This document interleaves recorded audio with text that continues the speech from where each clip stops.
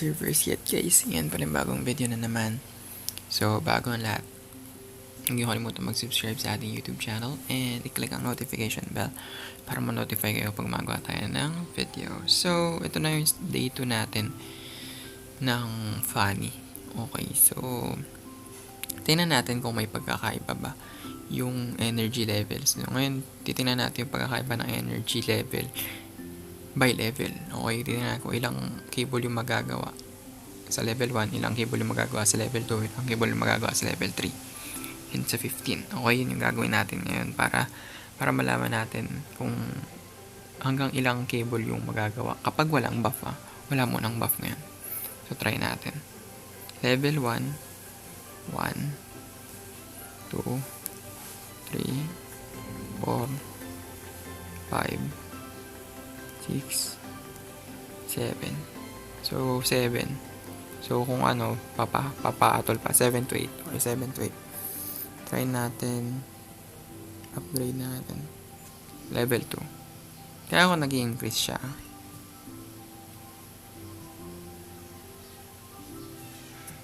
Bilangin natin. 1, 2, 3, 4, 5, 6, 7, 8 din. So, halos walang pinagkaiba. Pero parang may konting increase. Yung check natin sa level 3. Pag ito 7 to 8 pa rin. Ay, ulit. Yun yung na-click natin. Kaya natin lang. 1, 2, 3, 4, 5, 6, 7 pa rin. 7 to 8 pa rin yung range niya. Tiyan ko kung in-upgrade natin mismo itong second skill. Baka mabawasan yung paggamit. Tiyan natin. Try natin. 1, 2, 3, 4, 5, 6, 7, 8 pa rin, ganun pa rin. So, kapag walang buff, ang cables na magagawa nyo is 8. Okay. So, kapag try nga natin kung kanina, kung nakikita nyo yung energy consumption, mas konti. Kapag malayo, ganun pa rin na may energy consumption. Hindi ganun kalakas kahit na ano. Try mo. Yun.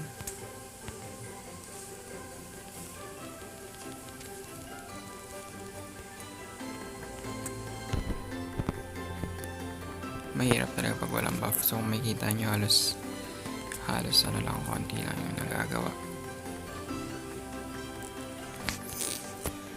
Konting cables lang yung nagagawa.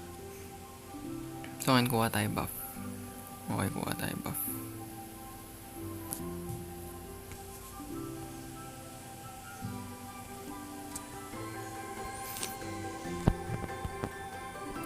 Hirap. Comment down below kung may naisip kayong Isip kayong way kung paano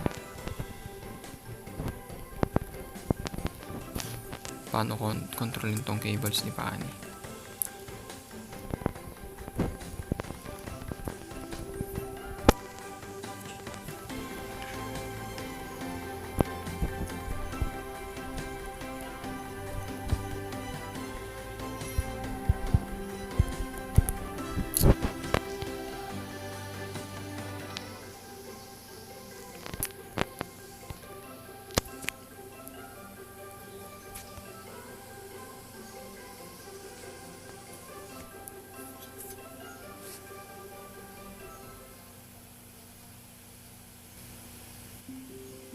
Bilangin natin.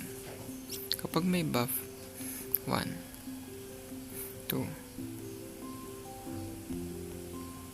3, 4, 5, 6, 7, 8, 9, 10, 11, 12, 13, 14, 15. Uy, 16. So, uy, halos 17. So, ang range niyan doble.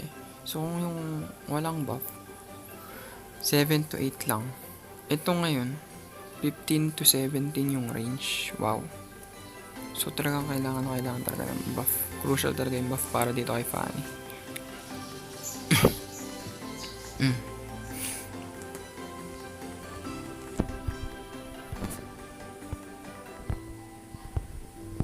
Pero ang hirap pa rin. Hirap pa rin mag-cable. Uy. Hirap pa rin mag-cable talaga. Kahit na 16. Hindi sapat. Minsan kasi hindi talaga tatama. Pero mas madali makapag 3 cables.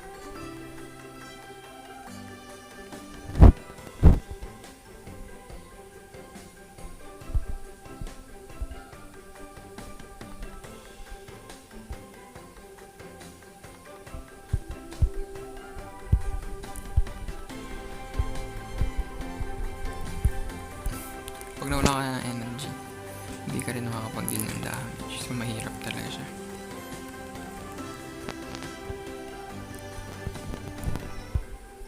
Yun, nawala na tayo ng buff.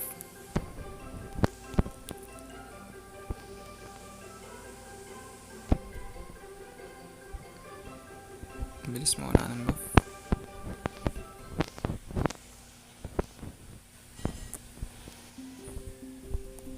Try mo ka dito.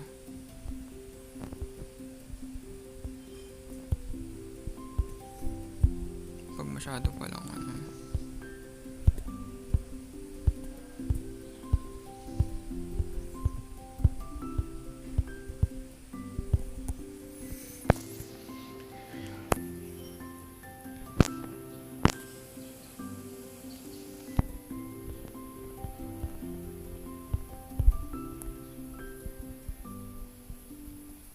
kapag dito ka nag-cable,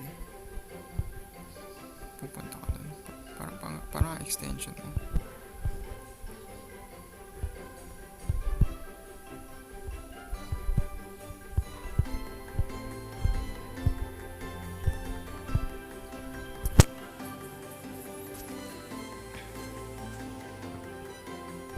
So, ganito nangyari.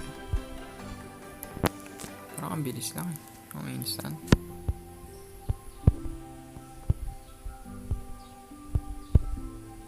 Yun.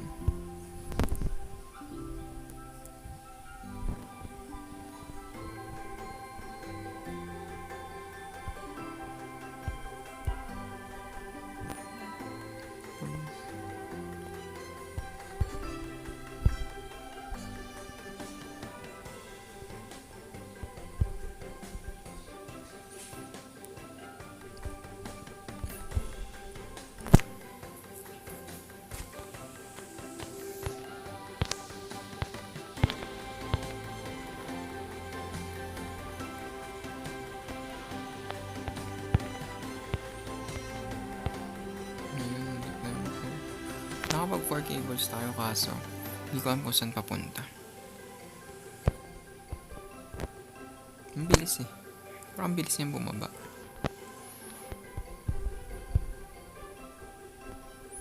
Mas mabilis pa dapat kami. Kasi hindi mo naman alam kung saan papunta, diba?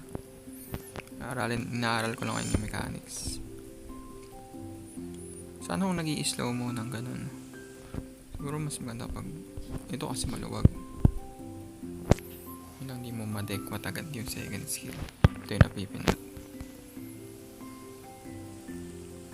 So next video natin mga ka-RG, God mode na tayo. God mode muna natin para mas maintindihan natin yung mechanics. Ngayon at least nalaman na natin na pag may buff ka, ayun na, pag 4 cables, kapag may buff ka,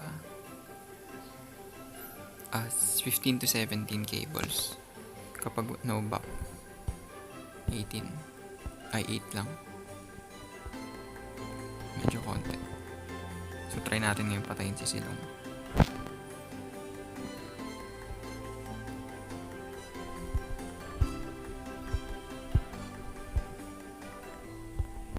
No energy.